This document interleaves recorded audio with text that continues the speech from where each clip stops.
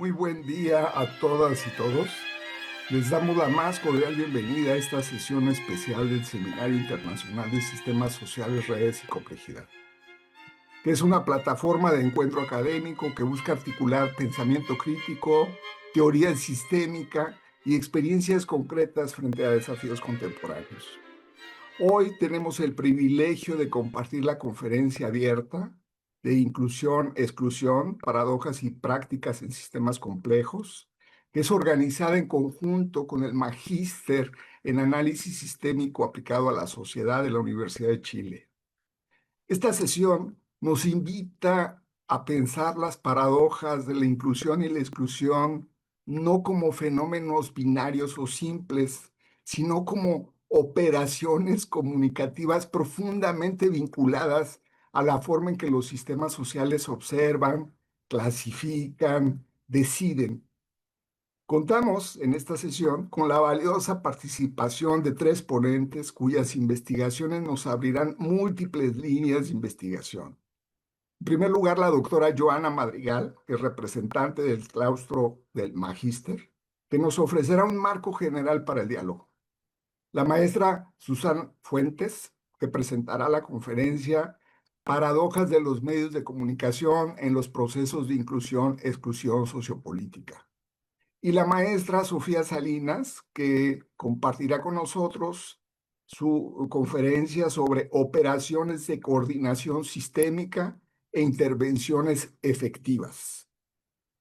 Les invitamos a escuchar con atención, tomando nota de aquellas ideas que resuenan o tensionan su propia experiencia. Al finalizar las exposiciones, abriremos un espacio para preguntas y comentarios, donde su participación será clave para ampliar este diálogo y enriquecer las observaciones de segundo orden que aquí cultivamos. Estimadas Joana, Susan y Sofía, con gran gusto les cedo la palabra.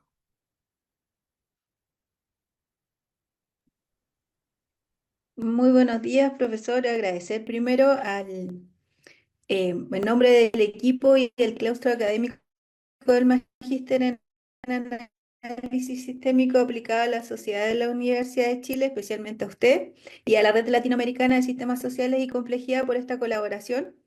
Y en este espacio que nace del interés por abrir un diálogo académico entre investigaciones que desde la perspectiva que nosotros trabajamos, la perspectiva sistémica, que buscan observar críticamente cómo distintas formas de comunicación, en este caso también de intervención social y de coordinación, se despliegan en contextos contemporáneos marcados por altos niveles de complejidad. Hoy comenzamos con dos presentaciones que, aunque se sitúan en campos diferentes, los procesos comunicativos en el caso de Susan, en procesos electorales y los programas de protección a la niñez en el caso de Sofía, comparten un núcleo común: el esfuerzo por comprender cómo los sistemas sociales construyen sus formas de observación en entornos, como les mencionaba, altamente diferenciados y a la vez desiguales, y también observar paradojas que surgen en esos procesos. Vamos a abrir con la presentación de Susan Fuentes. La voy a presentar, voy a hacer una pequeña síntesis, luego de Sofía, y también hablar de puntos en común de ambas presentaciones. Bueno, Susan Fuentes, ella es trabajadora social de la Universidad de Chile, también magíster en análisis sistémico y en la actualidad es la encargada del área de formación del Centro de Ciencia del Clima y Resiliencia, CR2. La presentación de Susan, que fue producto de su tesis del magíster, se titula Paradoja de los medios de comunicación en los procesos de inclusión-exclusión sociopolítica, el tratamiento informativo tradicional y alternativo de los procesos electorales de 2021 en territorios de alta complejidad. Y este trabajo analiza los medios de comunicación no solo como transmisores de información, sino también que seleccionan, filtran y construyen los marcos desde los cuales se observa lo político. El estudio se centra en las elecciones del 2021 y en cómo los medios, Susan observa medios tanto tradicionales como la emergencia de formas alternativas, van a configurar narrativas en territorios periféricos y de alta complejidad social. En síntesis, esta investigación nos ha invitado desde la teoría de sistemas a pensar cómo los medios pretenden reflejar la realidad, pero al mismo tiempo construyen esa realidad. y van generando también consecuencias en cómo la inclusión y la exclusión se expresan en el ámbito político, de la política.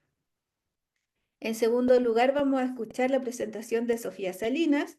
Ella es antropóloga social y magíster de nuestra casa de estudios. En la actualidad se desempeña como analista de la Subdirección de Innovación Social y Política Pública de la Vicerrectoría de Investigación y Desarrollo.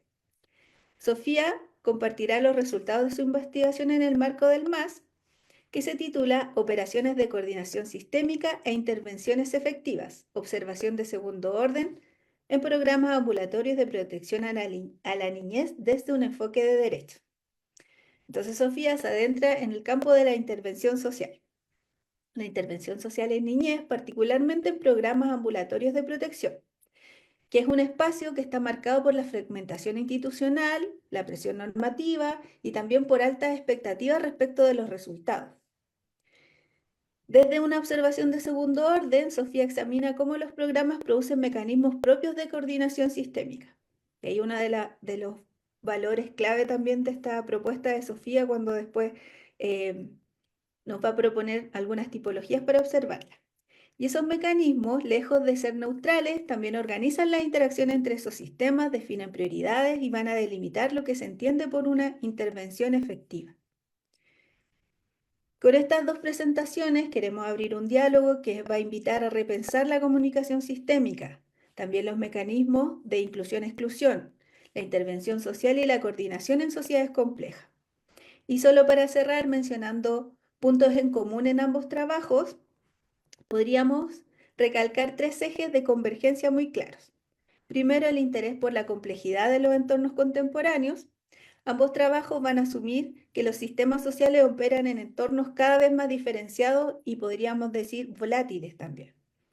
Ya sea en el ámbito mediático o en el campo de la protección social, se enfrentan a escenarios de múltiples actores, expectativas de esos actores, lógicas, contradicciones, presiones también externas que no pueden controlarse de manera lineal. Como segundo punto, la importancia de la observación y sus límites.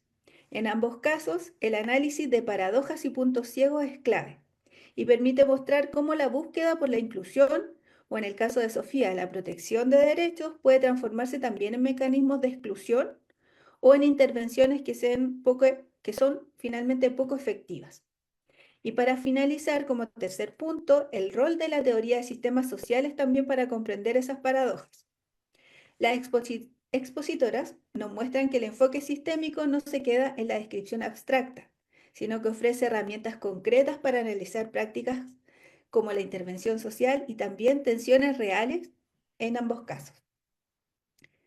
Les invitamos a escuchar las exposiciones de Susan Fuentes y Sofía Salinas y aprovechar este espacio para enriquecer los debates que animan no solo este escenario, sino también la diversidad de ámbitos desde los que podemos observar a partir de la teoría de sistemas sociales, como en este caso los campos profesionales en contextos de complejidad. Además, y ahora sí cerrando, les invitamos a conocer y a sumarse al Magíster de Análisis Sistémico aplicado a la sociedad de la Universidad de Chile. Comenzamos entonces con la presentación de Susan Fuentes. Súper. Muchas gracias ahí por la presentación, Joana, por Carlos también la invitación. Necesito ahí permiso para compartir pantalla.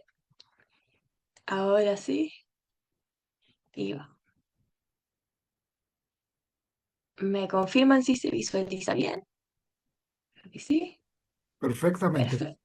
Muchas gracias. Entonces, bueno, reiterar nuevamente los agradecimientos al seminario, al programa de Magíster.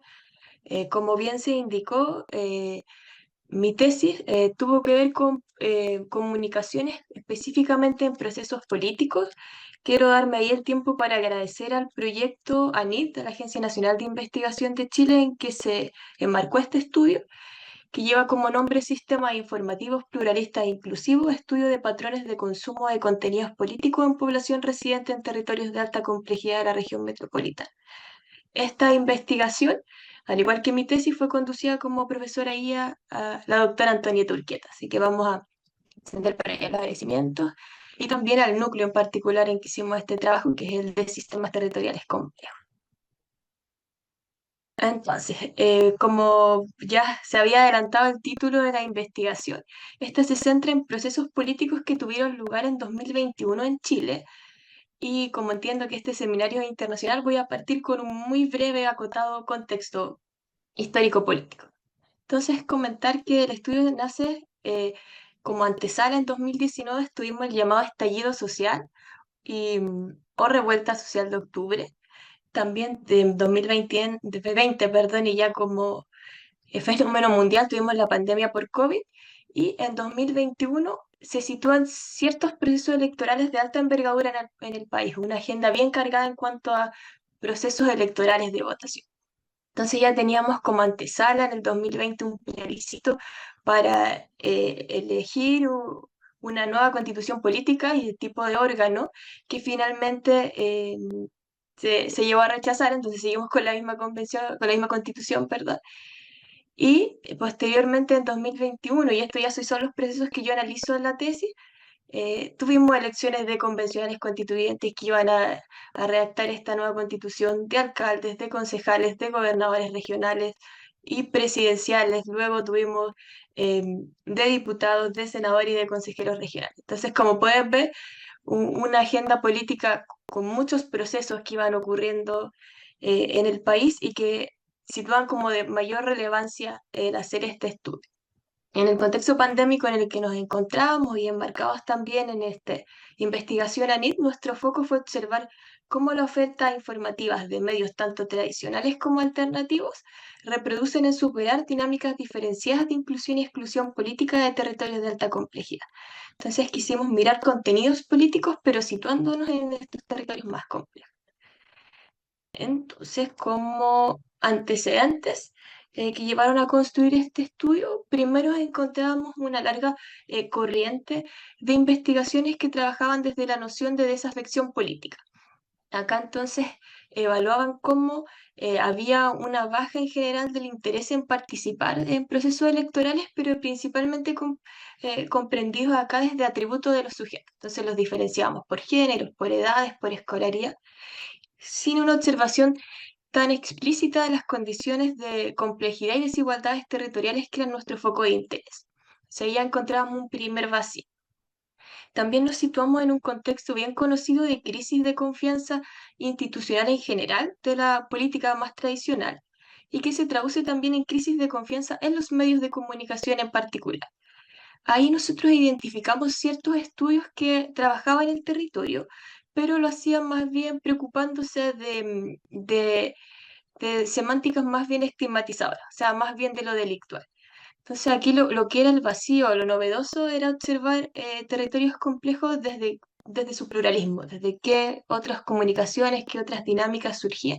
Y por eso nos quisimos enfocar no solo en la comunicación tradicional, que es la más estudiada, sino también en estos fenómenos emergentes de comunicación alternativa. El objetivo de la investigación fue entonces caracterizar en perspectiva comparada las dinámicas de inclusión y exclusión de territorios de alta complejidad en la oferta informativa que estaba desplegada por medios de comunicación tradicionales y alternativos en el marco específico del desarrollo de procesos políticos y electorales de 2021. Y ahí busqué caracterizar los formatos que asumían los medios de comunicación para informar respecto a estos procesos, comparar sus contenidos en cuanto a comunicaciones políticas y discutir el nivel de pertinencia territorial, tanto en formatos como en contenido. En cuanto al marco teórico que usamos como paraguas interpretativo, por supuesto que la teoría de sistemas sociales, y ahí partimos mirando los medios de comunicación o el sistema de los mass media, como denomina Luhmann. Y ahí comprendiéndolo como un sistema funcional que operaba a través del código binario información y no información, a partir de la articulación de múltiples programas. Este sistema informativo es tan llamativo, tan importante por el impacto que tiene en la opinión pública. Entonces, en la instalación de aquellos temas que quieren mayor resonancia y mayor visibilidad en la agenda pública. Entonces, aquí yo destaco el vínculo con el sistema político, pero una cita textual de Luhmann que dice: lo que sabemos sobre la sociedad y aún lo que sabemos sobre el mundo lo advertimos a través de los medios de comunicación para las masas. Entonces, mira tanto lo que se mantiene visible como aquello que se mantiene invisible. Y así también este sistema de los más medias, como hablaba Luhmann, tiene un fuerte error en las semánticas, en las imágenes, en las expectativas que se reproducen y se construyen en torno a determinados grupos y territorios. Entonces ahí hacíamos la vinculación con los sistemas territoriales. Ahora bien, reconociendo como la complejidad de observar el sistema informativo en su conjunto, esta investigación opta por el estudio a partir de 9 medios de comunicación, algunos de ellos tradicionales y otros alternativos, y ya vamos a profundizar en ello, pero los vamos a comprender dentro de este sistema informativo como sistemas organizacionales. Y ahí, por supuesto, basándonos todos los trabajos del profesor Arnold en principio. Entonces, vamos a decir que son sistemas que, si bien adoptan en el primado de la diferenciación funcional el código de información y no información del sistema de los más media, sí lo reproducen a partir de esquemas de distinción de tipo organizacional en que ellos mismos, en tanto medios, pueden seleccionar y decidir sobre qué entornos o audiencias son las relevantes, cuáles son sus fines, sus objetivos, sus principios, etc. Entonces, reproducen comunicaciones autopoyéticamente desde sistemas organizacionales caracterizados por la toma de decisiones, ¿no? Y acá vamos a hacer la distinción entre medios tradicionales y medios alternativos. Entonces vamos a decir que los medios tradicionales, siendo sistemas organizacionales, se van a caracterizar por tener un alcance y circulación nacional y que están formalmente inscritos en el Consejo Nacional de Televisión o de Prensa según corresponda, y que se rigen por marcos normativos vigentes de estos medios. Los medios de comunicación alternativos, por su parte, también los estamos comprendiendo como sistemas organizacionales, pero de tipo informales que operan más bien en los márgenes de los consorcios oficiales de prensa y que muchas veces desisten de los fondos concursables de financiamiento público optando por la autogestión y disputando también los marcos oficiales o normativos en que se mueven los medios. Por su parte, el territorio, ya como bien lo adelantaba Joana en la presentación, lo estamos comprendiendo ya no desde la distinción más bien de un indicador geográfico situado desde un domicilio o solamente como territorios complejos como símil de barrio crítico o zona roja, como también se les denomina, sino que lo queremos abordar como un sistema en el que se disponibilizan diferencialmente oportunidades u ofertas y también posibilidades de los sujetos para seleccionar dicha oferta, dichas posibilidades de dicha oportunidad. Esa definición, por supuesto, la tomamos del trabajo de la profesora Urquieta, ¿no? Mi profesora ahí. Entonces ahí vamos a decir que los territorios de mayor complejidad no solo van a concentrar fenómenos sociales más complejos, sino que también menores condiciones para la inclusión efectiva, dado por menores oportunidades en sus territorios y menores posibilidades para acceder a esa oportunidad. Aquí también es muy importante la noción del territorio como un medio. Y este también es un trabajo que desarrolla la profesora Urquieta en compañía del profesor César Mariñez y creo que es Catalina Jorquera, pero puede que me equivoque del nombre. Y ahí estaban comprendiendo el territorio como un medio para la construcción de múltiples formas y esquemas comunicativos a partir de observaciones de diferentes actores, distintos observadores. Entonces ahí lo que es interesante es que el territorio se puede abrir a una multiplicidad de tematizaciones, de formas de comunicarlo, y así crear lógicas que pueden ser más bien estigmatizadoras o lógicas más situadas en lo comunitario, bien diverso. Entonces, eso era la apertura a esta diversidad era lo que nos parecía interesante de tomar esta noción. Por su parte, la inclusión y la exclusión la estamos comprendiendo siguiendo al profesor Arnold como un metacódigo, como una herramienta para identificar una amplia gama de desigualdades características de las sociedades contemporáneas, pero por supuesto desde la teoría del sistema, como algo que más allá de lo moral, bueno o malo, no lo estamos comprendiendo eh, como distintos esquemas de distinción de los sistemas. Entonces son los propios sistemas en su autopoiesis y en sus capacidades decisionales propias, en este caso de los sistemas organizacionales, los que deciden qué se incluye y qué se excluye. En este caso, tanto mirándolo desde las audiencias a las que se dirigen, como también en cuanto a los contenidos políticos que deciden incluir o no o excluir y cómo se incluye. Entonces ahí hablábamos también de la inclusión sociopolítica como de una noción bastante interesante porque se sitúa en el fondo como una expectativa. Es una expectativa de una oferta comunicativa que logre ser más pluralista, más inclusiva, que favorezca la participación sociopolítica y profundice la democracia, pero ante todo una expectativa en el sentido de que más que algo normado en sí mismo, va a ser siempre una decisión de los sistemas en base a sus propias reglas de operación. Entonces, ahora, ¿cómo construimos esta investigación profundizando ahora ya más en lo metodológico? Lo voy a hacer un poco más inductivo, es decir, con los pasos que nos llevan a construirlo. Entonces, nosotros partimos con una encuesta sobre patrones de consumo mediático, que esta encuesta se aplicó en el marco del proyecto ANIT, en el que tuvo lugar esta tesis, y llegamos a 365 instrumentos aplicados que se realizaron en los dos territorios que para ese año, el 2021, se sindicaron por la política pública en sus instrumentos oficiales como los dos territorios de mayor complejidad. Estos son, en Chile, ¿no? El sector de Bajos de Mena en Puente Alto y la población La Legua en San Joaquín. En esos dos territorios nosotros hicimos 211 encuestas en Bajos de Mena en Puente Alto y 154 en la población La Legua de San Joaquín. Esta encuesta tuvo como objetivo identificar cuáles eran los medios de comunicación que esta población estaba accediendo para informarse sobre procesos políticos y a partir de eso seleccionar entonces los medios que serían nuestros casos de estudio, nuestra muestra. Tuvimos como criterio una tipología que nos permitiera seleccionar 9 medios en total, 3 programas televisivos, 3 diarios o periódicos y 3 programas radiales.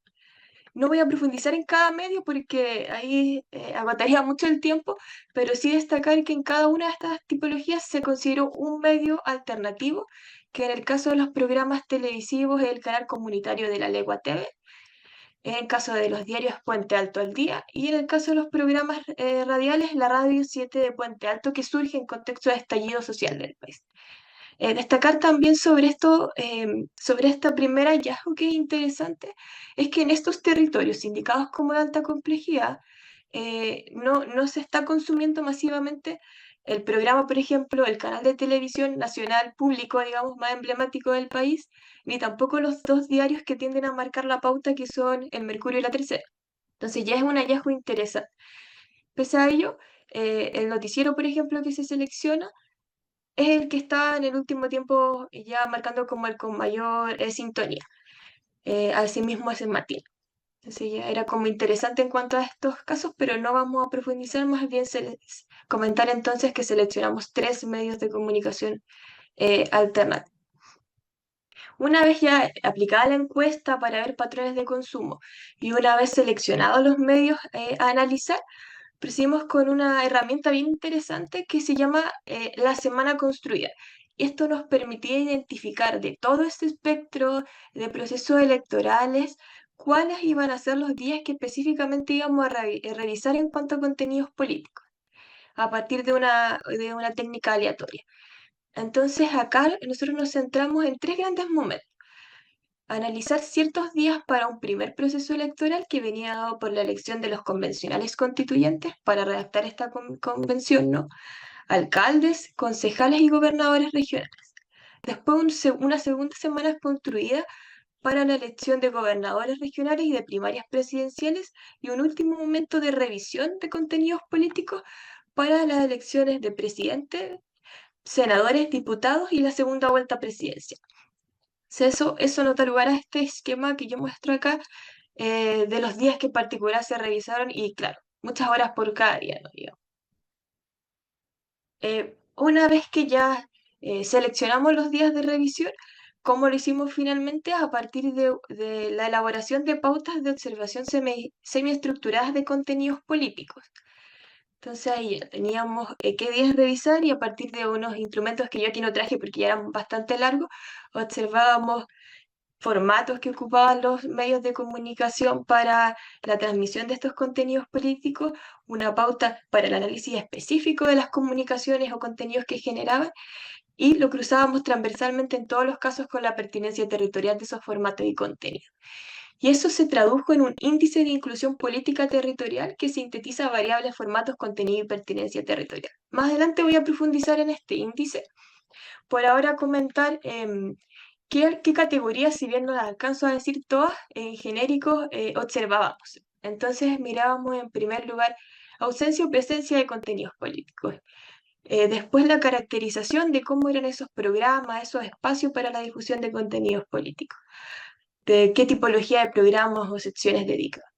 Después mirábamos tiempo de transmisión, y aquí otro aprendizaje bien relevante que tiene que ver mucho cómo se hacen los estudios de comunicación política, que miden como dos grandes variables, que son por una parte los tiempos de antena y los tiempos de palabra. El tiempo de antena es el tiempo que el medio o programa destina para hablar de un determinado candidato o representante político o proceso electoral. El tiempo de palabra es cuánto tiempo se le asigna directamente, o sea, para intervenciones directas de este candidato, de estos representantes políticos en algún medio, y siempre nosotros lo cruzábamos con la orientación política, el cargo al que postula o que representa, y los territorios de los que proviene. Mirábamos también cuántas apariciones y tiempo se dedicaba ahora de forma articulada y comparada en cuanto a territorio. Y la caracterización, la descripción de las semánticas que se construían en base a los territorios, es decir, cómo estábamos comprendiendo en particular los territorios de alta complejidad y si se hacían distinciones con territorios no complejos. Entonces esto era muy en sintético lo que se estaba observando en esas pautas. Sobre el índice de inclusión político-territorial para medios de comunicación, este índice, como comentaba anteriormente, estuvo compuesto por dos grandes variables. Por una parte teníamos la difusión de formatos en cuanto a los que se transmitían los contenidos políticos y por otro el tratamiento de estos contenidos propiamente tal, considerando el territorio como una macro variable o eje transversal. En cuanto a formatos, mirábamos tres campos programáticos que son definidos por Luhmann para los más media, que eran las noticias, la publicidad propaganda y los programas de entretenimiento. Ahí volviendo a la teoría, las capacidades como para adoptar qué tipología de programa se empleaba, siempre va a depender de nuevo de los criterios de selección de los medios, comprendido acá como sistemas organizacionales, y ahí vamos construyendo medios que son más abiertos en cuanto al público al que se dirigen y otros más clausurados en cuanto a su audiencia. Los contenidos los comprendíamos entonces como construcciones comunicativas, lo que tematiza, el enfoque con los que tratan cada comunicación. Y nuevamente en base a criterios de selección, información y los programas diversos de cada organización. Por último, el territorio, entonces, ya como lo mencionábamos antes, lo estamos comprendiendo como un sistema complejo que opera como un medio para la construcción de diversas formas comunicativas, albergando y reproduciendo dinámicas diferenciadas de inclusión y exclusión. No me alcanzo tampoco a detener tanto en cada una de las variables que compuso el índice, pero sí mencionar que eran 14 segmentadas en formatos y contenidos que iban aludiendo en cuanto a formato al género programático que se adoptaba, al tiempo de cobertura de tanto de procesos como de candidaturas, a los códigos lingüísticos que se aplicaban, que si el lenguaje era más clausurado, más sencillo o más abierto, ¿no? Y la pluralidad de actores que convocaban, y también mirándolo siempre desde la escala territorial a la que apuntaban. Esto se está hablando de candidaturas a nivel nacional, más del centro, de regiones, llegan o no a barrios, territorios específicos. En cuanto a los contenidos, nos centramos principalmente en el enfoque desde el cual se trataban los procesos políticos, el tratamiento que se le da a los distintos actores que se convocan. Identificamos ahí cuáles eran las principales semánticas, los principales temas que iban apareciendo, qué propuestas se visualizaban y cómo se trataban estos programas políticos y las semánticas que se construían en base a los territorios, cómo se iban comprendiendo. Entonces ahí llegábamos a este índice de complejidad, de inclusión político-territorial. El índice estandarizado y siguiendo como la literatura en general de composición de índices, tuvo un rango que variaba de 0 a 1 y se estructuraba en base a puntajes asignados según cómo fueran los parámetros en los que era evaluado cada medio programa, según las pautas de observación previamente elaboradas. Entonces, a partir de eso, cuando el programa en sus contenidos, formato y pertinencia territorial estaba más cercano a uno, hablábamos de condiciones más efectivas para la inclusión político-territorial. Cuando estaba más cercana a cero, hablábamos de condiciones más críticas para la inclusión político-territorial. Entonces, de estas cuatro tipologías, profundizando un poquito en ellas, tenemos oferta informativa con condiciones efectivas para la inclusión política territorial cuando tenían contenidos políticos contextualizados territorialmente y formatos pertinentes para públicos diversos y promoviendo mayor pertinencia territorial. Hablábamos de condiciones mínimas para la inclusión condiciones mínimas sí para la inclusión político-territorial, cuando si bien se incluían ciertos contenidos sobre diversidad de territorios, contenidos políticos por supuesto, los formatos tendían a no ser tan accesibles, tan abiertos para todos y todas, o bien estaban más subrepresentados en tiempo los territorios de alta complejidad. Una tercera tipología orientada a oferta informativa con condiciones insuficientes para la inclusión política territorial va a decir aquellos medios que teniendo formatos accesibles con pertinencia territorial no tenían tanto contenido político sobre estos territorios y salían de una forma más bien poco representada. Y por último, ya los más críticos eran aquellos que ni en cuanto a sus formatos ni en cuanto a sus contenidos favorecían la inclusión político-territorial de diversos territorios. Y esto lo íbamos también asociando a las diferentes cadenas de inclusión y exclusión, trabajadas, por ejemplo, con el profesor Robles o por el profesor Mascari. Como esto era un estudio basado en 2021, no me voy a detener tan profundamente en cómo salió cada medio, pero sí quería mostrar cómo se veía este índice en general. Entonces, ¿qué medios nos salieron como condiciones críticas para la inclusión política territorial? La radio del medio oficial y los dos periódicos, los dos diarios. Ningún medio alternativo estuvo en esta categoría de formatos insuficientes y de contenidos insuficientes para la inclusión político-territorial. Posteriormente, aquellos medios que salieron representados como condiciones insuficientes por cuanto sus formatos favorecían la inclusión, no así sus contenidos, salió la radio tradicional y el noticiero central de alcance nacional. Con condiciones mínimas para la inclusión política territorial, acá nos apareció el único medio mejor evaluado, digamos, de los tradicionales, que fue el matinal. Y encontramos el periódico Puente Alto al Día. Y acá recordemos entonces a los medios que tenían contenidos políticos y formatos que eran mínimamente contextualizados y pertinentes territorialmente. Por último, en condiciones efectivas, en esta revisión surgieron dos medios alternativos, que fue la Radio 7 de Puente Alto y el Canal de la Ley. Entonces cumplían estándares de pertinencia territorial en su formato y con contenidos contextualizados territorialmente.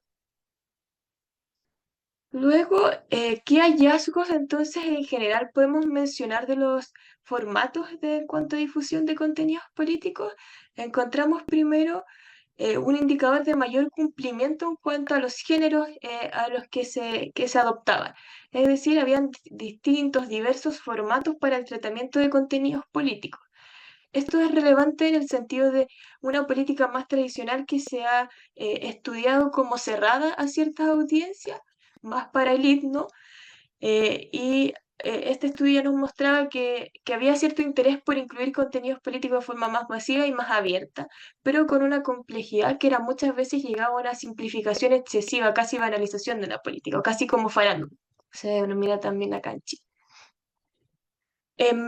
Algo interesante que es destacar respecto a los géneros o al tipo de formato que emplean los medios en la comunicación alternativa fue que su tratamiento de procesos políticos y electorales tendía mucho a crear espacios de debate y con innovaciones tecnológicas que favorecen, por ejemplo, la transmisión en vivo, como lo que estamos haciendo ahora, ¿no?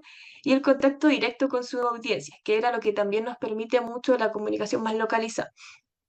Entonces eso es interesante desde el punto de vista también de las tecnologías, ¿no? Como que es algo que no se abordó profundamente en este estudio, pero abre como esa parte investigativa también. En cuanto a las coberturas de procesos y también entendiendo que estábamos en un proceso bien álgido, bien convulsionado de agenda político-social, en todos los medios había un aumento de sus contenidos políticos en comparación a años anteriores, no a estudios previos. El foco del tratamiento de la comunicación tradicional estuvo centrado siempre en las primarias y en las presidenciales, incluso cuando no fuera el proceso electoral más próximo, en la semana construida que les mostraba Luis. Y como un hallazgo bien relevante es que hubo un bajo tratamiento del proceso constituyente que en ese entonces tenía lugar de forma transversal. O sea, fue un proceso político que, pese a la envergadura histórica del país, no era tan altamente tratado como las primarias y las presidenciales, en medios tradicionales. En medios alternativos, por su parte, hubo un foco en procesos locales y el constituyente, pero siempre mirando cómo afecta a nuestros territorios. En cuanto a las coberturas de actores políticos, no ya de proceso, la tendencia en medios tradicionales era la omisión o subrepresentación de coaliciones políticas emergentes, de candidatos nuevos o independientes, de movimientos sociales o de protesta, como habla Luhmann, y de la ciudadanía en general.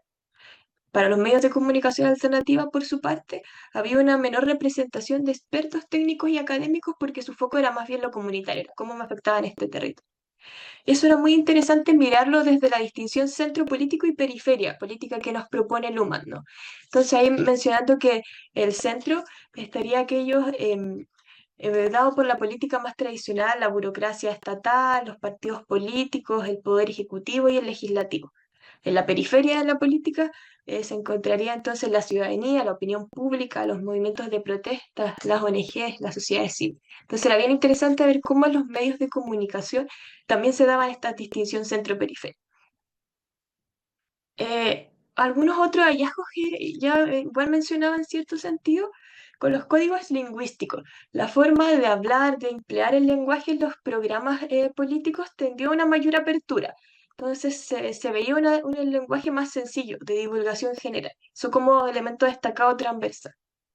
En cuanto a sus escalas territoriales, la comunicación tradicional tendió a omitir en los territorios en las discusiones políticas porque su foco era mucho en los actores, en cuanto a individuos. Y cuando se hablaba del territorio era más bien desde la esfera nacional, mirando como lo que nos afecta como país más que comunas o barrios específicos. Por supuesto que en la comunicación alternativa el foco era mucho más local, pues era el territorio.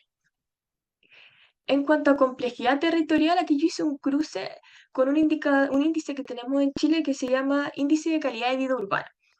Entonces, territorios con más altos índices de calidad de vida urbana son aquellos con mejores condiciones en general de vida, en base a ciertos indicadores que ellos trabajan. Y los con más bajo IQ eran los que tienen mejores condiciones de calidad de vida. Entonces, en el caso de la comunicación tradicional, cuando tocaban el territorio, aun cuando era secundario en base a lo que hablábamos de los individuos, de los candidatos en cuanto a personas, se focalizaba en territorios con más altos índices de calidad de vida urbana. En cambio, la comunicación alternativa en general tendía a situarse en territorios con menores índices de calidad de vida urbana, que es lo que yo traía aquí en este gráfico. Algunas paradojas, y ya también porque ir cerrando en tiempo, y focalizando ahora en las formas de contenido, de tratamiento, perdón, y de enfoque que se le daba a la comunicación política. Primero se visualiza un enfoque bien sensacionalista en el tratamiento, o sea, como la política como un espectáculo mediático, ya no tanto de estas comunicaciones más tradicionales formales. Entonces acá observamos mucho en los medios de comunicación tradicionales la personalización o personificación, el hablar de los candidatos en cuanto a sus vidas privadas, en el escándalo, que también tiene que ver con los criterios de selectividad de los medios de comunicación, ¿no? Que nos denomina LUM. En los medios de comunicación alternativa, algo bien interesante era la tendencia a abrir espacios de reflexión crítica y de educación cívica. En ese sentido es interesante, y abriendo otras ventanas investigativas, ¿no? El entender que, claro, si el sistema organizacional estamos diciendo acá que adoptar el código de información e información de los sistemas de los medios de comunicación, ¿qué lugar cabe también a la educación? ¿Cómo dialoga, cómo disputa cuando dentro de estos medios, ¿no? Abre otra posibilidad investigativa ahí también. Otro tema destacado en cuanto al tratamiento tenía lo que ya hablábamos de selección de escándalos, de controversias políticas a nivel de la oferta tradicional, y en la oferta alternativa primaba un tratamiento desde cuán cercano es esto para mi territorio, cómo influye, cómo afecta. teníamos también un bajo tratamiento de propuestas y programas políticos en medios tradicionales, a excepción de controversias y propuestas más disruptivas. Entonces, cuando un candidato decía, no sé, que va a eliminar el Ministerio de la Mujer, o que va a construir una zanja, o cárceles alejadas de todo no sé qué lugar, esas propuestas de programa eran las que tendían a tematizar los medios de comunicación, a darle un mayor tiempo, en cambio, en la comunicación tradicional. En la comunicación alternativa, en cambio, el foco ha estado siempre en la crítica y en la reflexión en base al territorio y una fuerte semántica de los derechos sociales. ¿Cómo observaban ahora el territorio en general en la oferta tradicional? Estuvo centrada en la estigmatización, en la distinción de estos territorios más bien aparecen como cuando hay un delito, cuando se vincula a un acto más bien de índole criminalística. En cambio, en la comunicación alternativa surge el tratamiento político como una forma de semántica más comunitaria, de la ayuda mutua, de la cooperación y de la autogestión. Entonces era muy interesante y aquí no profundiza tanto en la caracterización de los medios, pero cuando hablábamos con los medios alternativos, muchas veces el por qué emergen como sistema organizacional también tenía que ver con una disputa ante la invisibilización de sus realidades en los medios de comunicación tradicionales o su derecha estigmatización como solo asociado a crímenes, a delitos. Entonces, cuando hablábamos con esas dirigencias nos decían, claro, nosotros nos quisimos como desde la autogestión conformar este medio para hablar al territorio sobre lo que está pasando de un modo más diverso, más pluralista, más inclusivo para su población. Entonces, eso igual era súper interesante en cuanto a la profundización de los temas que surgen en disputa, ¿no? Y ya para ir cerrando, porque ya veo que me pasé en el tiempo, observábamos que en todos los medios de comunicación aumentan los contenidos políticos, sin embargo, se incluye de forma subordinada en todos los casos zonas rurales, regiones distintas a la metropolitana y territorios de mayor complejidad. Es decir, que incluso en un año electoral tan marcado como el que observamos, de tanta importancia y envergadura histórica, hay un foco en la exclusión de territorios más rurales, de regiones que no son la capital y de territorios de mayor complejidad. Hablábamos también de un tratamiento dualista de la comunicación política en medios tradicionales, siempre bajo este esquema de gobierno-oposición y manteniendo una baja cobertura para todo lo que era partido emergente, independiente, movimiento social o ciudadanía en general. En medios tradicionales también observábamos que prima siempre la referencia a declaraciones o eventos políticos cuando se atribuyen a determinados candidatos, cuando se puede personificar o personalizar, individualizar en una persona. En los medios de comunicación alternativos, por su parte, se observa un trabajo de vincular los contenidos políticos con el contexto local, promoviendo y buscando adecuarse al territorio y a su audiencia.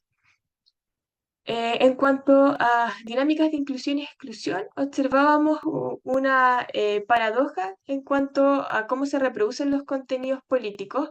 En tanto, contratamos la hipótesis entonces de que la comunicación política tradicional tendía a la exclusión de territorios de mayor complejidad y la respuesta misma de la emergencia de la comunicación alternativa iba en base a esta exclusión, subordinación o estigmatización derechamente de su territorio en la comunicación oficial, que también tenía una tendencia en lo político. Si bien esto es cómo se tratan en general los contenidos para estos territorios, también había una consonancia en lo político. Entonces, como mi alcalde, como mis concejales, como el proceso constituyente no se observa en el medio tradicional desde el prisma de mi territorio, entonces los medios de comunicación vienen a cubrir esa brecha, de tematizarlo para su audiencia en particular. Y por último, ya una reflexión que también dejo como pensando en la discusión y de otras posibilidades investigativas también, el hecho de la intervención, ¿no? Entender que los sistemas no pueden ser intervenidos desde el exterior en tanto autónomos y, por supuesto, autopoyéticos, entonces, las posibilidades de mejorar y de intervenir en este caso se encuentran a partir de irritaciones en la propia reflexividad de los sistemas, es decir, hacer propuestas que le hagan sentido a la propia lógica, en el propio lenguaje del sistema. Eso lo dejaba también para la discusión. Y eso era lo que yo traía, así que muchas gracias. Y ahora dejo no a mi querida Sofía con su interesante investigación. Gracias, Susan, querida. Qué difícil presentar después de la Susan, así que pido disculpas desde ya porque yo no soy ni lo tan ordenada ni tan clara como es ella. Así que bueno, intentaré hacerlo lo mejor posible. Mm, ¿Está en modo presentación ahí? ¿Debería haberse en modo presentación? Sí. Sí, perfecto. Bueno, yo también vengo del mismo programa, desde el MAS.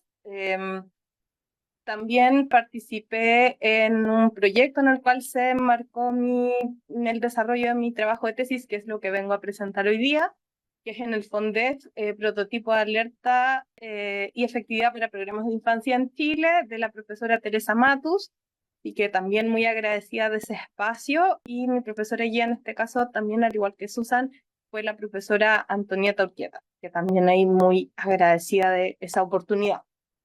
El tono de mi presentación, quiero decir que estos días que la he estado como preparando un poco y revisitando la tesis, también tiene que ver como con una observación que he estado haciendo a mi propio trabajo, ¿cierto? Como ya con un poco de distancia, yo esto lo presenté, no me equivoco, como en enero del 2021, creo que fue por ahí. El trabajo de campo lo hice principalmente a fines del 2019, principios del 2020, luego con la pandemia tuve ahí una gran demora y moratoria en esto, voy a poner el tiempo, perdón. Y bueno, hay partes de la presentación en que también traté de actualizar algunas cosas y van también como con reflexión, ¿cierto?, de lo que es revisitar algo que uno hizo hace 5 años atrás. En primer lugar, y creo que la diferencia con lo que presenté en ese momento y cómo lo pienso y lo observo ahora, yo trabajé en, bueno, el título ya lo pasé, pero lo dijo Jan al principio, son operaciones de coordinación sistémica en programas de lo que en ese momento era el Servicio Nacional de Menores. Mi mayor inquietud y cómo llego a esto es a través de mi experiencia personal, como no puedo desligar aquello de este trabajo. Yo trabajé en uno de los programas en los que hice mi investigación durante casi 2 años, y habían inquietudes, hice mi tesis del pregrado de antropóloga ahí, en otra cosa, ahí trabajé con los niños, niñas y jóvenes, y habían cosas que me llamaban la atención, que me interpelaban, que me interrogaban, que no me dejaban tranquila, pero que no lograba terminar de procesar, de cuadrar, ¿cierto? Como ahí hay un primer acercamiento y ganas de continuar como en este tema de investigación. El CENAME, que es una institución, una organización que en este momento está como en un periodo de extinción, que esperamos que sea para bien, pasa por momentos de comunicación sobre y de tematización sobre la llamada crisis del CENAME, ¿cierto? Ya fuera desde los medios de comunicación de masas, era algo que cada cierto tiempo se le daba. La primera actividad que tuvo en ese entonces, en su segundo periodo, el expresidente Piñera, lo primero que hizo luego de jurar ante el Congreso fue ir a un centro CENAME, como es algo que en el tiempo va apareciendo. Ahí también va mi teoría respecto de por qué ahora estamos en un momento de baja comunicación al respecto, que es esta como extinción en la que estamos, ¿cierto? Y luego también hay una cantidad infinita, quiero decir infinita porque se siguen escribiendo, de páginas de informes y de auditorías donde lo que se constata es efectivamente que el organismo a cargo de proteger a los niños, niñas y jóvenes incurría de manera constante en vulneraciones a sus propios derechos, ¿cierto? No hay nadie probablemente en Chile que no haya escuchado de la muerte de Lisette en una residencia, como es... y ahí son informes de organismos internacionales, nacionales, el Senado creo que ya está en el 4º informe de la 4ª comisión CENAME, o sea, como no había manera de decir que esto no era un problema. Y también hay un gran corpus, sobre todo desde el trabajo social, desde la antropología, la psicología comunitaria, de investigaciones de literatura académica sobre Sename, que se dividen en general como en dos áreas temáticas, una que tiene que ver como sobre los niños, niñas y jóvenes que ahí se encuentran, que es como la exclusión en la exclusión, ¿cierto? Como con férreas cadenas de exclusión y que caen en algo que creo que también puede ser uno de los problemas de este trabajo, que intenté evitarlo, que es de cierta manera mostrar esta realidad y hay cierto un fetiche, por así decirlo, de el sufrimiento y lo terrible que es esto, porque es terrible. Y también hay otro corpus de literatura que tiene que ver como con las indicaciones técnicas, con lo que hacen los equipos, con el trabajo como más de intervención, ¿cierto? Y ahí hay muchísimo también que nos decía, bueno, hay cosas que no se están observando. ¿Qué no pasa esto?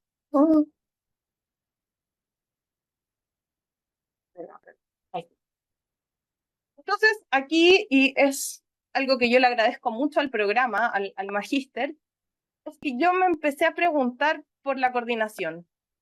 Apareció la coordinación luego de tener en el segundo semestre del primer año, teníamos el curso de inclusión-exclusión, de marginación social. Empiezo a entender más sobre esto. Yo era alguien que no sabía de teoría de sistemas hasta que entré al programa, y lo que me permitió esto, y que es algo por lo que estoy profundamente agradecida, es haber podido pensar mi problema, mis inquietudes de investigación desde otro lugar, desde un lugar que me permitió abordarlas de una manera que no lo hubiese podido hacer antes. Y esto fue que la coordinación la logré entender como a mayor diferenciación y especialización, que es el contexto de la sociedad moderna en la que nos encontramos, se requieren más prestaciones interorganizacionales, ¿cierto? Entonces, cuando estamos hablando de una organización que tiene a su vez muchas otras organizaciones chiquititas que son los programas y que operan con ciertos códigos, necesitan de los otros para poder trabajar.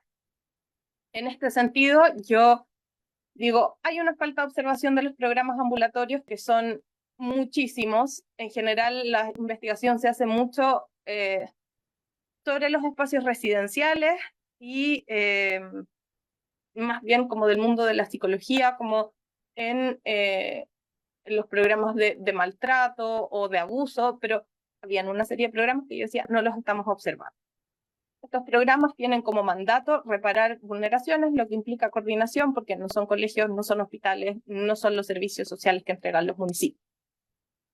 Niños, niñas y jóvenes vulnerados en sus derechos, ¿cierto? Esto es el resultado de férreas cadenas de exclusión. Sabemos que la exclusión incluye más en sí misma que la inclusión. Estar excluido de un sistema probablemente va a desencadenar que te quedes excluido de otros.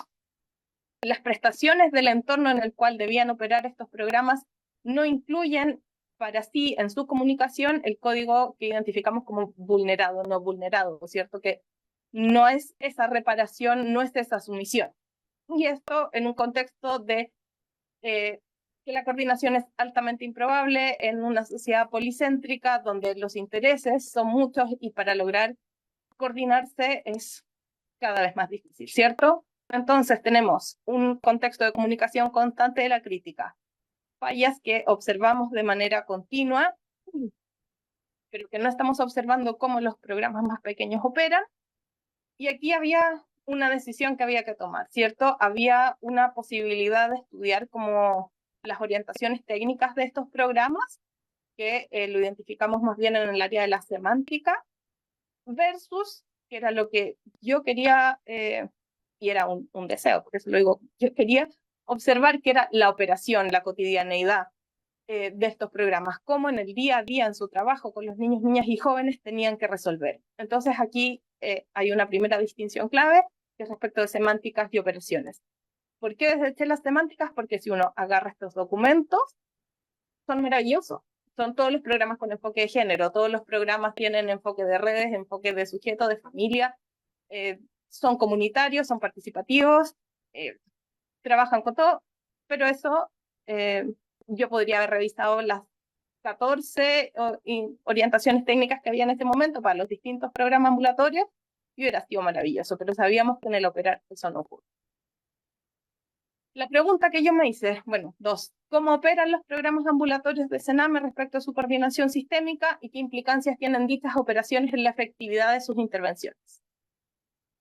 Los objetivos eran caracterizar estas operaciones, caracterizar los sistemas, demandas y mecanismos de coordinación, identificar barreras y facilitadores, y con lo anterior, proponer tipologías de coordinación discutiendo la implicancia y la efectividad de las intervenciones, ¿cierto?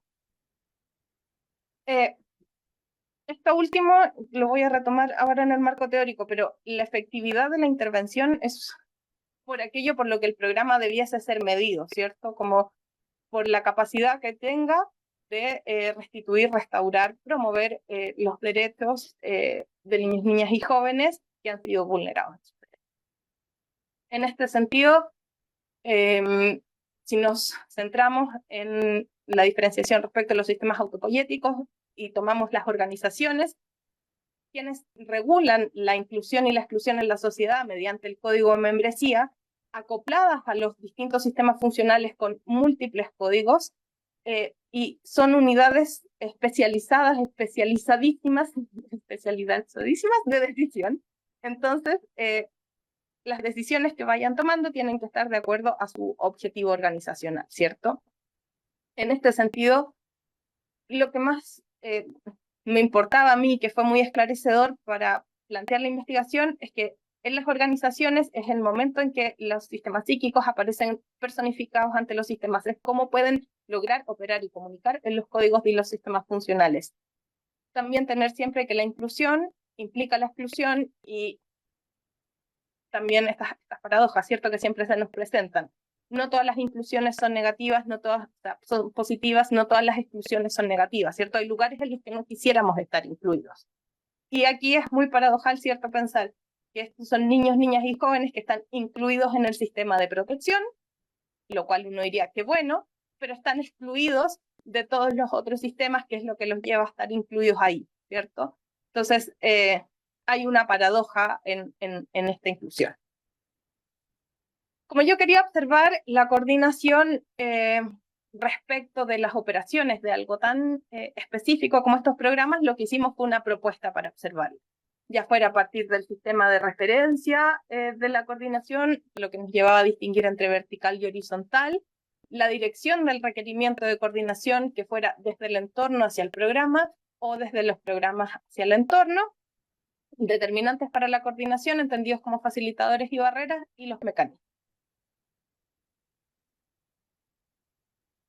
Entonces, lo que hicimos fue entender que la coordinación es el establecimiento de enlaces comunicativos entre distintas organizaciones que, de acuerdo a sus requerimientos de funcionamiento, han de recurrir a otros sistemas organizacionales para dar cumplimiento efectivo a sus metas.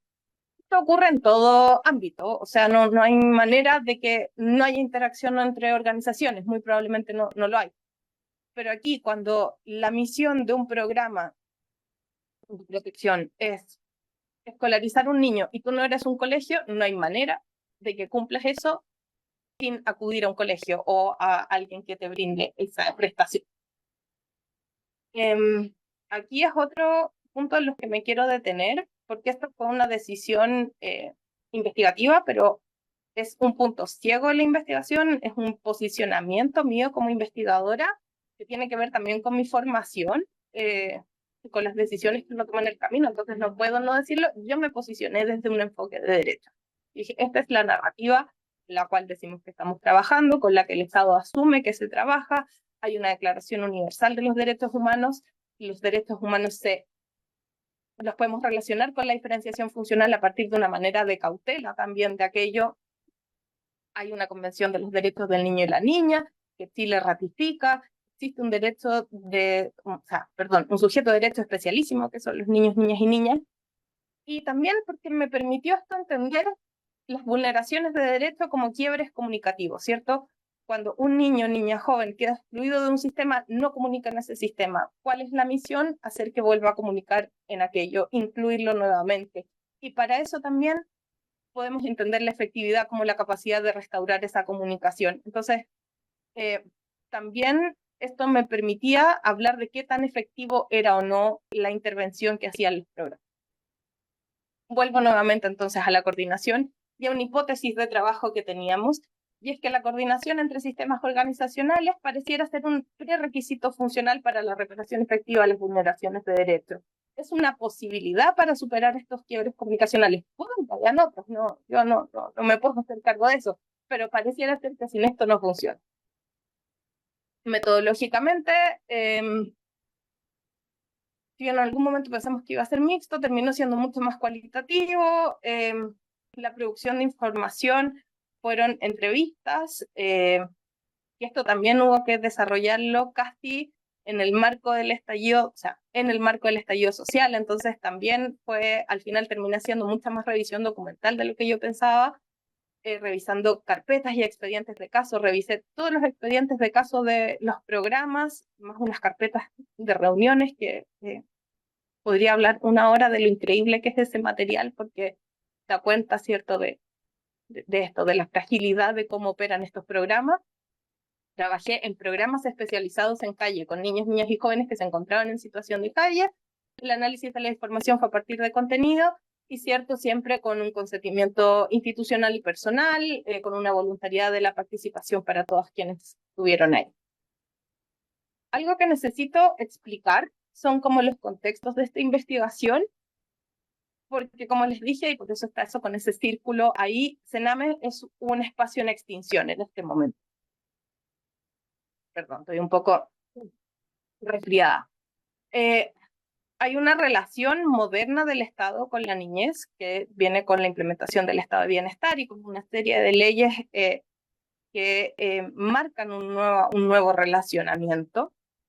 Y en dictadura se crea la institución, que es como la anterior a Sename, que era el CONAME, que por mucho tiempo esto implicó que esto estuviera asociado al Ministerio de Justicia. La protección de niños, niñas y jóvenes estaba asociada a justicia, no a desarrollo social. En el año 2021, a fines de año, si no me equivoco, Sename se divide y toda una parte se va hacia protección, que es el Ministerio de Desarrollo Social, también con adopción, y todo lo que aparece al lado derecho de su pantalla, que es RPA, que es Responsabilidad Penal Adolescente, permanece siendo Sename en justicia, y este año se crea el nuevo Servicio de Responsabilidad Penal Adolescente. Ahora, esto tiene cambios administrativos, pero actualmente los programas que siguen funcionando son más o menos los mismos. Hay un plazo de 5 años para que los programas anteriores se extingan y presentar toda una oferta programática nueva, pero mientras tanto lo que opera es más o menos lo mismo. Ahora esto era algo que tenía que pasar más o menos de manera ineludible, pero bueno, habrá que ver. Y creo que también por esto tiene que ver que nos encontramos en un periodo de baja comunicación al respecto, porque estamos ahí en los ajustes, ¿cierto? Y los programas especializados en calle, era importante mencionarlos solo por el nivel de complejidad que esto le suponía a los equipos. Yo creo que hay una manera de pensar en lo que presento al final, que son las tipologías de coordinación, que hay que lograr moverlas o sacarles un poco de todo lo que tienen de infancia y de este nivel de complejidad, pero esto era como un pie forzado para observar la coordinación aquí, ¿cierto? No la voy a hacer. Entonces tenemos unas distinciones sistema-entorno que llevaron esta investigación. Estoy aún bien en el tiempo. El primer sistema de referencia eran los programas PEC, los programas de calle, que es el contexto de intervención y de investigación en este caso. Tenemos un primer entorno, que es el entorno Sename, con las organizaciones que articulan la oferta programática, que nos dan un contexto también normativo institucional. Y luego un entorno general de intervención con otras organizaciones asociadas a otros sistemas funcionales con otros códigos pedagógicos. Los resultados de esta investigación voy a tratar de pasarlo primero muy rápido para llegar a lo del final, que creo que es lo más interesante, pero no podía saltármelo primero porque es la base para lo que. En general, nos preguntamos, ¿cierto? El primer objetivo tiene que ver con quiénes se coordinaban estos programas. Acá me di cuenta hoy día cuando revisaba por número no sé cuánto esta presentación, la figura debiese ser al revés, ¿cierto? porque lo que está en la base es con quienes más interactuaban. Y en general, con quienes más interactuaban eran con los de su mismo sistema, que tiene que ver con justicia y con protección. Eso ocurre en los dos programas en los que trabajé. Y luego pueden ver que se repite. Justicia nuevamente, educación y salud, justicia como el sistema de justicia, como tribunales. Entonces, esto tiene que ver también con los sobreintervenidos que están muchas veces estos niños, niñas y jóvenes. Luego, ¿desde dónde vienen las demandas por coordinarse y desde dónde vienen y cuáles son los requerimientos, ¿cierto? Según la posición de quien requiere la coordinación, la acción, desde y hacia el entorno y según el tipo de coordinación, que fueran horizontal y vertical. Son los mismos organizados de distinta manera, así que solo voy a presentar los de según la posición del demandante. Y porque me parece más interesante verlo así. ¿Qué es lo que los sistemas le pedían hacia su entorno? Lo que los programas les pedían hacia su entorno. Les pedían ingresos. Y esto también es otra de las paradojas y me permito decirlo también de las perversiones que tienen este tipo de sistemas, ¿cierto? De sistemas de organismos colaboradores. Los programas para mantenerse tienen que completar sus plazas. Si no tienen la suficiente cantidad de plazas completas, pueden quedar fuera. Entonces, ¿qué requieren del entorno? Que les deriven casos. Para eso también les piden que los ayuden a vincularse y a tener claridad respecto del panorama de si cumplen o no el perfil. Les piden mucho también intervención conjunta con otros programas del servicio, porque como les decía recién, son niños, niñas y jóvenes que están absolutamente multiintervenidos, que pueden tener 1, 2, 3 ingresos. Hay una cifra que es una de las pocas noticias como que han hecho ruido este año, y es que en Chile hubo un día en donde hubo más ingresos al Sename que niños que nacieron, que guaguas, decimos en Chile, que bebés que nacieron. Yo estoy segura que esas cifras no son ingresos nuevos, sino que son ingresos y derivaciones entre programas, y que eran 350 derivaciones o reingresos en el día. Y eso significa que seguimos, ¿cierto?, en una dinámica probablemente de sobreintervención, de estar, que un niño está en un programa de maltrato, que está en un programa de abuso y que está en un programa de calle, y en uno quizás también tiene una sanción por infracción a la ley. Entonces, 4 programas interviniendo sobre un niño, eso significa que al menos ese niño o esa familia tiene que recibir 16 visitas de 16 personas, de 8 personas en el mes. Francamente no hay manera de que eso salga más o menos bien. Y también lo que los programas le piden hacia el entorno, ¿cierto? Es, van a los colegios, van a los servicios de salud, van a los municipios, le dicen, por favor, este niño está desescolarizado, tenemos que ingresarlo. Este niño requiere un tratamiento para tal cosa. Muchas de ese tipo de gestiones. Desde el entorno, ¿qué les piden? Muy similar también. Adhesión y acompañamiento. Esto sobre todo pasa con justicia, con los programas de cumplimiento de sanciones, porque hay un porcentaje, yo diría que cerca de un 15, un 20% de estos niños, niñas y jóvenes que tienen además alguna sanción y deben cumplirlas en medio libre. Entonces, como muchas veces aquí se desarrollan vínculos y lazos interpersonales muy fuertes con los equipos, es más fácil a veces para los programas pedirles ayuda a ellos. Como muchas veces también son niños, niñas y jóvenes que ingresaron a estos programas por orden de tribunal, el programa tiene que informar a tribunal sobre las acciones que ha tomado con el niño. Entonces el entorno presiona y hace una gran pérdida de trabajo y de gestión en estar reportando continuamente a tribunales qué es lo que han hecho. También el entorno manda órdenes, y esto es muy paradojal también, porque ordena a los programas a hacer cosas que no tienen la capacidad de hacer, como por ejemplo, cuando hay órdenes para internar en un tratamiento de desintoxicación por consumo problemático de drogas. En Chile, hasta al menos cuando yo hice esto, no había una sola cama, no había un lugar para una joven de 14 años que tuviera consumo problemático de drogas. No existe la oferta. Entonces el tribunal dice, ingrese a un programa. No existe el programa. Estupendo. Súper fácil de hacer. Y las supervisiones técnicas que tienen los programas, que es cumplir, como son programas que, creo que no lo dije esto, son programas que son licitados, por decirlo de alguna manera, son organismos colaboradores. Entonces, CENAME en verdad no son trabajadores CENAME, son trabajadores de ONGs, de organizaciones de otro lado, y CENAME los vigila que hagan bien. Entonces también hay una presión del entorno por cumplir, de que estás haciendo bien tu trabajo, porque eso significa que si no pierdes el programa, pierdes la subvención, te quedas sin trabajo. ¿Cómo se coordina la gente?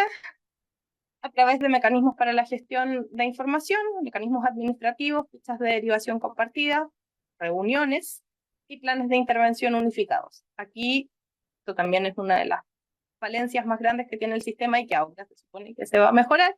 Fue un anuncio a este gobierno, no existe una ficha única que puedan ver ni siquiera las distintas personas que están interviniendo a la vez. Entonces, uno a veces podía ver cierta información, pero no sabe más porque, claro, es una resguardo de la privacidad de la persona, pero a veces tú ni siquiera sabías dónde estaba el niño, qué había hecho el otro, muy difícil. Y existen mecanismos horizontales y territoriales, que son las redes locales de infancia y juventud y las mesas de gestión de caso. Esto viene del reconocimiento desde hace mucho tiempo de la necesidad de trabajo multisectorial. Son espacios también paradójicos en sí. ¿Por qué? Porque si funcionara con algo más que la voluntad y no tuvieran que reinventarse y reconocerse la gente cada vez, serían estupendos porque podrían ser lugares de trabajo, pero no logran constituirse como lugares de trabajo porque la gente que va no es la misma, porque la rotación de personal es la misma, porque cuando tienes que hacer 10 visitas en una semana y mandar 10 informes a tribunales, no hay ninguna posibilidad de que vayas a una reunión que te toma 3 horas, que en ese tiempo hiciste mucho más. Entonces suelen deshacerse. Respecto a los facilitadores y barreras, son muchos, solo quiero destacar que en los dos suelen estar más en los entornos que lo que reconoce el equipo en sí mismo, que también tiene que ver ahí con los sesgos y con los puntos ciegos y con la frustración y la desesperanza que hay en estos espacios de trabajo. Quiero solo nombrar que un facilitador que es muy paradojal respecto de esto es que las condiciones de los niños, niñas y jóvenes a mayor complejidad pueden a veces resolverse más rápido las situaciones, porque cuando hay alguien en riesgo vital, es muy probable que en el hospital sí lo internen. Sí logro llegar con el niño al hospital, claramente. Pero cuando no está ahí, y cuando estamos un poco más atrás y las vulneraciones de derechos no son tan graves, no es muy fácil activar los mecanismos necesarios. Y también aquí quiero destacar y que se correlaciona con las tipologías, es que la habilidad de los equipos, los conocimientos, la pericia de los equipos y su capacidad relacional es lo que muchas veces sostiene las intervenciones y sostiene la coordinación. Y aquí en las barreras quiero destacar una que es clave, que tiene que ver con una oferta subcompleja de baja calidad o a veces inexistente, que es lo que les decía recién. Yo no puedo hacer la intervención que necesito si no existe la oferta en alguna parte que me permita cumplir con mi objetivo. Es muy difícil. Y también lo administrativo, lo burocrático. Muchas veces los trabajadores se sienten asfixiados, ahogados por sentir que tienen que cumplir una cierta protocolos, una cierta burocracia, más que no les facilitan el trabajo, sino que lo dificultan. Ya. A partir de todo esto, nosotras hicimos una propuesta de tipologías y quiero pedir perdón por la diapositiva que viene a continuación porque es horrible, pero no hay manera de mostrarlo o puede que haya maneras, pero en el tiempo y en el espacio no lo lograba, que muestra esta idea de que son 12 descriptores que identificamos como claves, que yo creo que hay que simplificarlo, estoy segura que se puede simplificar, y esto nos hace componer 3 tipologías, que son absolutamente tipos ideales, pero eso quiere decir que no es que estemos en una, en otra o en otra, sino que ocurren las 3 al mismo tiempo, con mayor o menor intensidad. Yo creo que nos concentramos principalmente en la de al medio. Eso. Que pido perdón por la diapositiva que viene ahora porque es imposible de ver, pero no supe hacerlo de otra manera. Ya. A partir de estos 12 descriptores, proponemos estas tres tipologías que tienen que ver, ¿cierto?, con la efectividad de la intervención de la coordinación, ¿cierto? Si va a ser improbable, si va a ser mínimamente probable o va a ser probable. Y así con todas, no voy a detenerme en cada uno de ellos, pero la tipología contingente, que es la que está en lo menos probable de que la coordinación ocurra y por lo tanto también que la intervención fracase, seguimos estando en una vulneración de derechos para los niños y niñas, ¿cierto? Cuando hablamos de la sistémica organizacional, la última es una coordinación que nos permite una intervención que sea muy apegada al enfoque de derechos, que sea reparadora, que restaure derechos, que llegue a tiempo, que haya una interpenetración en base a un metacódigo en las intervenciones, que las disposiciones organizacionales permitan que ocurra la coordinación, ¿cierto? Y la del medio, que es lo que yo creo que ocurre más y en donde descansa la intervención de estos programas, es en lo interaccional, es en las disposiciones de los equipos, de los trabajadores que logran llegar a tiempo, que logran obtener la prestación, pero que francamente requiere de un esfuerzo y de una gestión de los recursos propios que es muy difícil. Solo quiero dar 3 ejemplos y voy a ir terminando. Es lo que les decía, ¿cierto? Una coordinación contingente es un rechazo absoluto de la oferta comunicativa. Cuando a ti te dicen tienes que ir con carabineros, que es la policía, a buscar a una joven que está con una denuncia presunta de desgracia, el programa sabe dónde está. Solo la puede rescatar de ese lugar con carabineros. Va carabinero y le dice, vamos por favor a buscar a esta niña que sé dónde está. Y la respuesta es no, no puedo. Listo, hay un rechazo, es inoportuno, ya no llegamos, no hay facilitadores, hay una barrera, no estamos con apego al enfoque de derecho. Lo interaccional, cuando por casualidades ocurre que encuentras a un trabajador en un hospital, a una trabajadora, que necesitas 2 cosas para una joven con la que llegaste al hospital y te dice, mira, yo en la tarde trabajo en otra parte, lleva a esta niña a esta otra parte y ahí lo resolvemos. Esto es simplemente interaccional, es el descansar en que encontraste a esa persona, en la buena voluntad, en que engancharon, como se dice, y puede funcionar.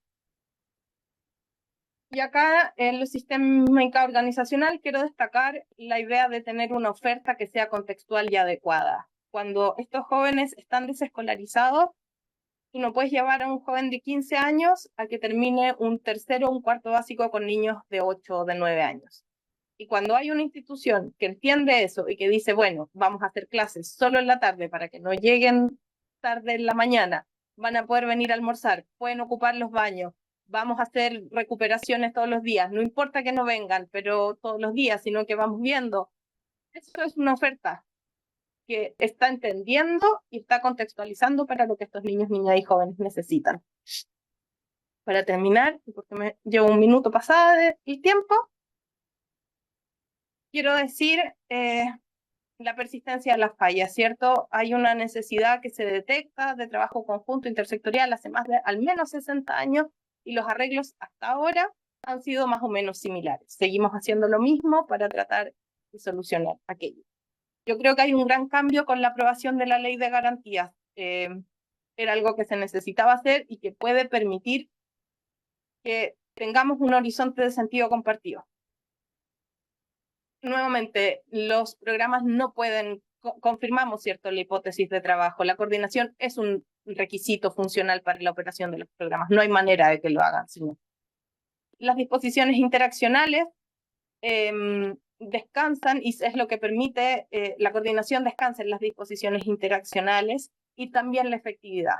En ese sentido, la variación introducida, el enfoque de derechos introducido como una variación que logra estabilizarse, sobre todo en los sistemas psíquicos y en las personas, claro, que funcionan aquí y que hay organizaciones, como que hay niveles en los que está estabilizado y no ha logrado estar de tal manera que permita, ¿cierto?, esta interpenetración o una comunicación entre organizaciones. Y lo otro es que, y esta, nuevamente, insisto, es el punto ciego de mi investigación, el enfoque de derechos era un horizonte de sentido con el que yo observé esto, pero podemos estar absolutamente coordinados desde otros lugares. Podemos estar coordinados desde el asistencialismo, podemos estar coordinados desde una manera paternalista de actuar, podemos estar coordinados desde la vulneración, podemos coordinarnos desde muchos otros lugares y que lo que queramos hacer salga perfecto, pero no estamos haciendo lo que nuestros programas dicen que hacen. Y para eso no estamos cumpliendo. Y me tomé anteayer pensando, pensar, varios años después de observar esto, ¿cierto? ¿Qué pasa con la narrativa de los derechos humanos? ¿Está en un proceso de agotarse? ¿Qué herramientas deja eso a la intervención? Y esto son divagaciones totalmente, pero ¿cómo aparecen nuevos umbrales de exclusión que aparecen como tolerables? Hay nuevos niveles de esto, hay cambios interaccionales cotidianos, tanto en lo local como en lo mundial. Pareciera ser innegable, ¿cierto? Se ponen en entredicho algunas narrativas que estábamos teniendo, como los derechos humanos. La migración aparece también como una tensión constante en estos programas, nos plantea nuevos escenarios, nuevos desafíos, y cómo logramos implementar entonces una ley de garantías que presupone que el interés superior del niño va a ser predominante. ¿Cómo vamos a lograr operacionalizar eso y volverlo operativo y que no sea solo semántica? Con este nuevo contexto, me parece que es algo que vamos a tener que observar, al menos aquí, en la implementación, y que para eso, cierto, es tan importante también la evaluación de las políticas públicas, porque yo no sé, estoy un poco alejada también de mi campo inicial de estudio, estoy en otras cosas, pero me parece que hay reflexiones y conversaciones que tenemos que dar. Eso, muchas gracias por... Muchas gracias, Sofía. Bueno, a nombre del claustro académico, nuevamente, quiero agradecer la presentación de ambos trabajos, de nuestras destacadas graduadas del Magíster en Análisis Sistémico aplicado a la sociedad. Ambos trabajos presentan además un aporte significativo a los debates que encontramos en el Magíster y con ello también a la teoría de sistemas sociales. Sintetizando, me permito 2 minutitos, por favor, profesor. En el caso del trabajo de Susan que nos presentó, se aporta a la discusión sobre el papel de los medios de la política en la construcción de la realidad, con el índice además que un aporte significativo con esa construcción del índice de inclusión político-territorial en medios de comunicación, y abre también preguntas respecto al cómo, al incluir, también se generan condiciones críticas de exclusión políticas territoriales. Creo que un hallazgo central también que propone Susan es esa paradoja que se genera cuando, al intentar incluir nuevas voces y diversificar la agenda pública, se producen nuevos cierres comunicativos, nuevas clausuras también. Según sean estos medios de comunicación, como ella los llamó, tradicionales, ¿cierto? O alternativos. En otras palabras, los intentos de visibilizar lo local y también ampliar la participación terminan reforzando distinciones que marcan aún más la diferencia entre, como lo destaca Susan, centro y periferia. Podríamos decir lo que está legitimado y lo deslegitimado o lo menos legitimado. Con ello, lo incluido o los incluidos, lo excluido o los excluidos. Y en el caso de Sofía, agradeciendo también su excelente presentación, sitúa el análisis en la intervención social, cómo los programas producen sus propias condiciones también de posibilidad y cómo una observación de segundo orden respecto de la coordinación nos permite mirar más allá de la mera técnica y reflexionar sobre la lógica que subyace a esas políticas públicas. Estamos nosotros en intervención, muy condicionados a evaluar respecto de la técnica únicamente. Y uno de los aportes también de esta investigación es mostrar que la efectividad no depende únicamente de esos recursos o metodologías, sino también de cómo las propias operaciones de los sistemas que ahí participan van a generar posibilidades, pero también limitaciones para la intervención. Sofía nos muestra esa tensión entre el propósito declarado y parte con eso de una manera muy sentida, además como ella interventora, ese concepto que lo ponemos muy entre comillas desde la teoría de sistemas, ¿cierto? Eh, entre el propósito, que en este caso es la protección de los derechos, y las dinámicas internas de coordinación que muchas veces dificultan ese mismo objetivo. Y yo quiero detenerme también, y se lo he dicho a Sofía, en lo interesante que es esta tipología, estas categorías de análisis que realiza Sofía para observar estas formas de coordinación. Creo que nosotros ya en el MAS estamos utilizando esas tipologías gracias al trabajo de Sofía.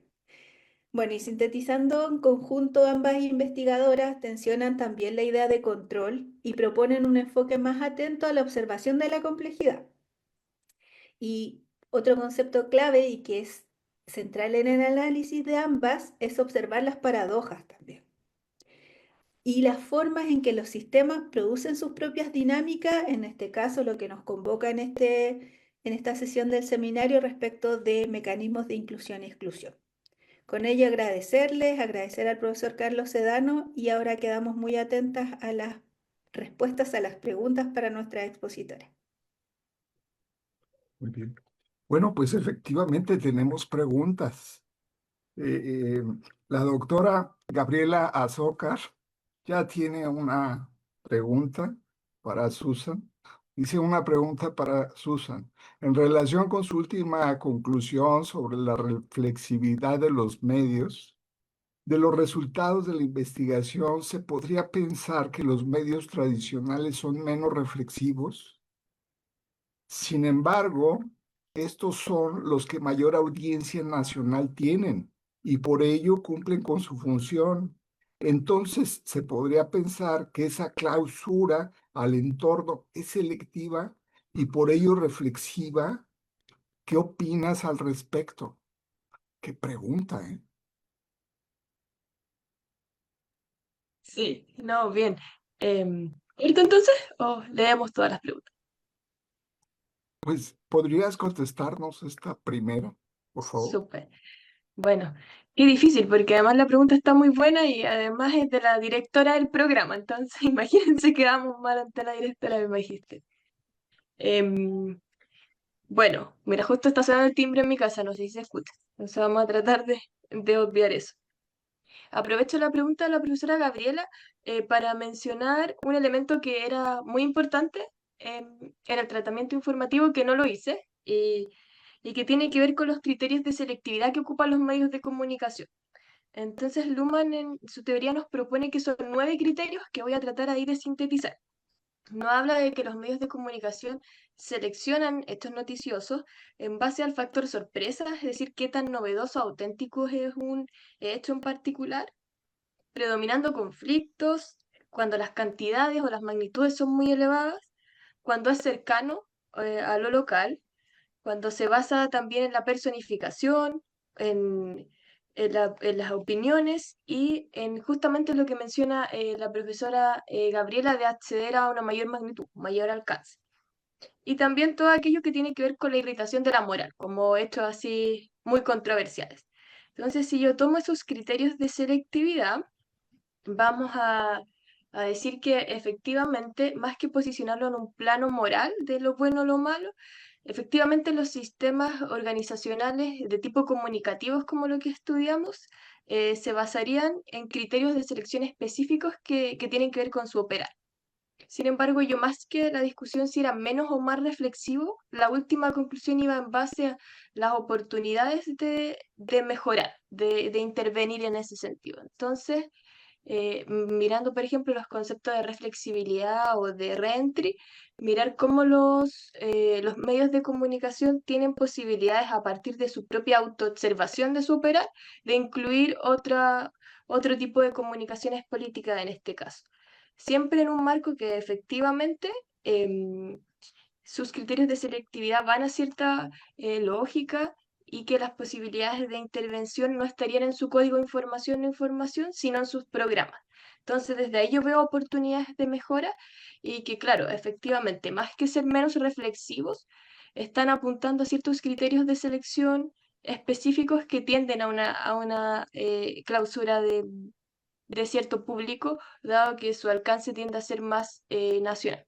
Sin que eso quiera decir que no hayan aspectos que se pueden mejorar para incluir a estos territorios, que era el desafío que queríamos poner a esta investigación. Entonces, no sé si por ahí respondo, si no lo seguimos conversando con Gaby, pero ahí va más en la lógica, como las posibilidades de autoobservarse y de incluir las modificaciones por ese lado. Muy bien, gracias, Susan. Gabriela, perdón, Sofía, tú tienes una pregunta también, la doctora Gabriela Zócar. Dice, tus resultados, Sofía, indican que la coordinación entre programas es predominantemente burocrática y que por ello no hay coordinación en función del resguardo de los derechos de NNA. ¿Cómo lograr una coordinación sistémica organizacional en un contexto de evidente crisis sin caer en lo utópico o lo idealista?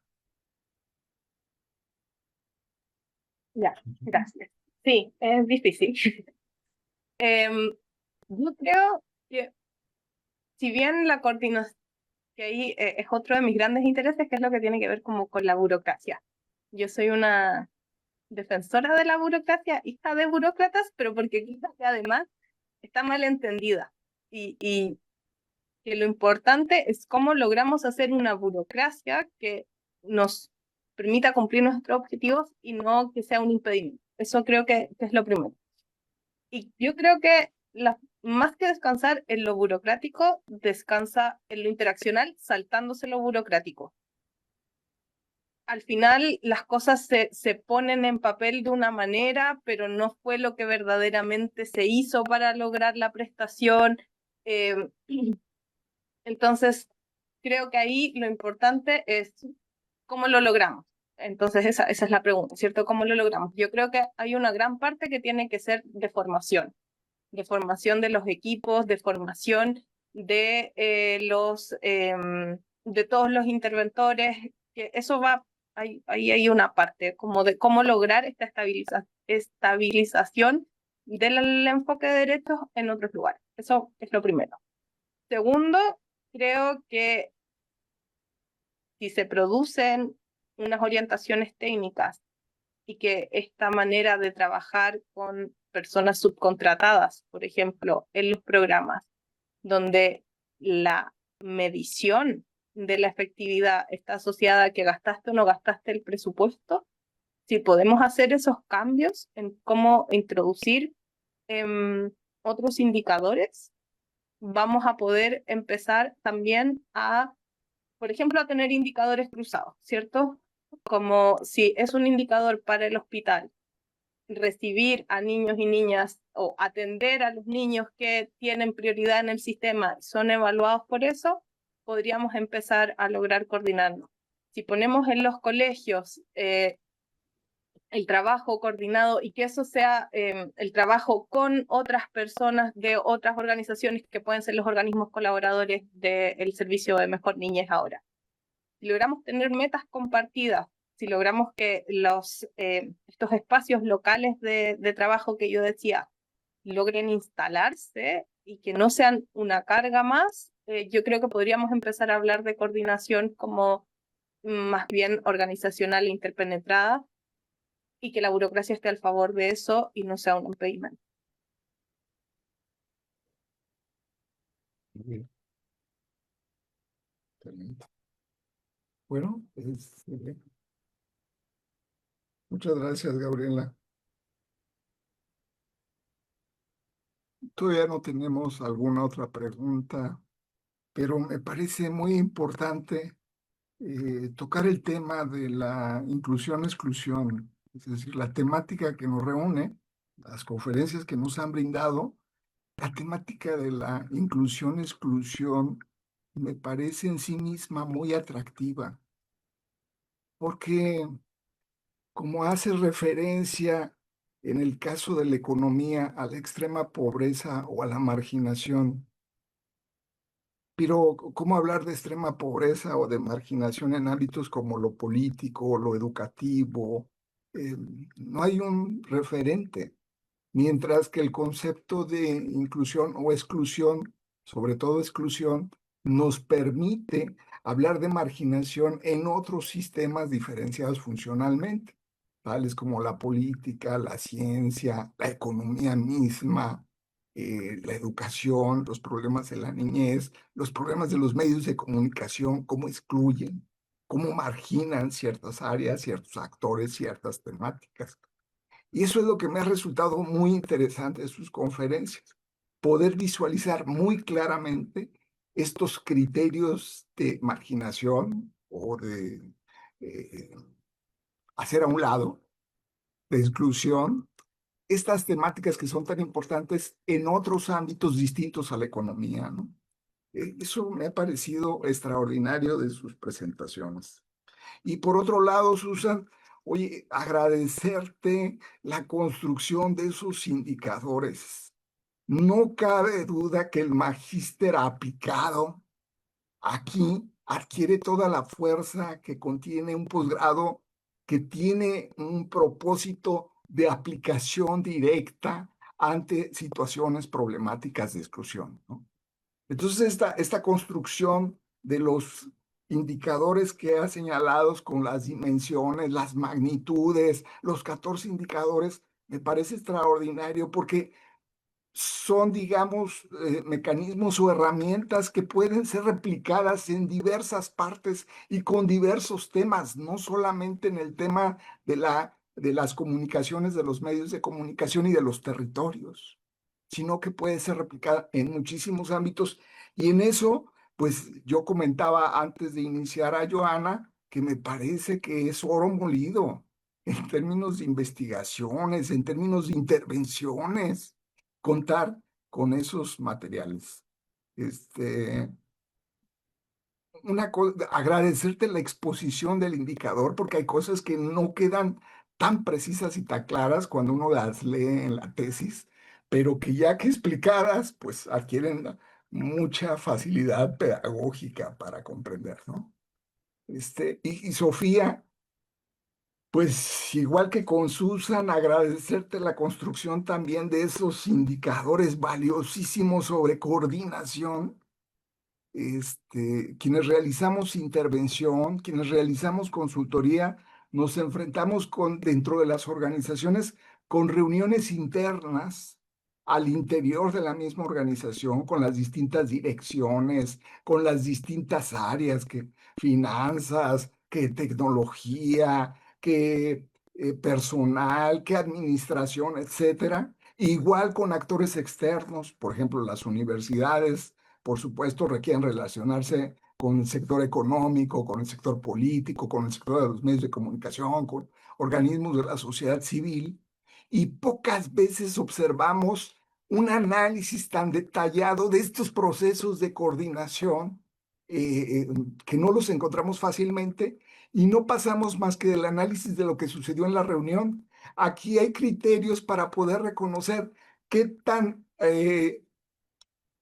positiva ha sido la coordinación o qué tan negativa ha sido esa coordinación, ¿no?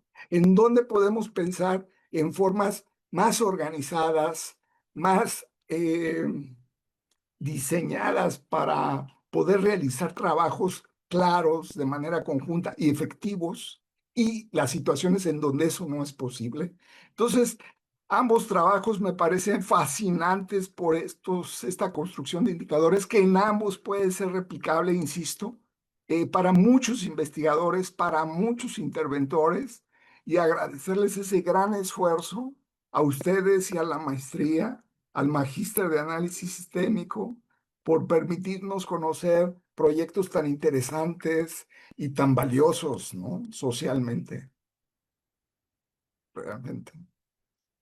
Bueno, a nombre del Seminario Internacional de Sistemas Sociales, Redes y Complejidad, agradecerles sus valiosísimas exposiciones, su introducción, doctora Joana, y a las maestras Sofía Salinas y Susan Fuentes, muchas gracias.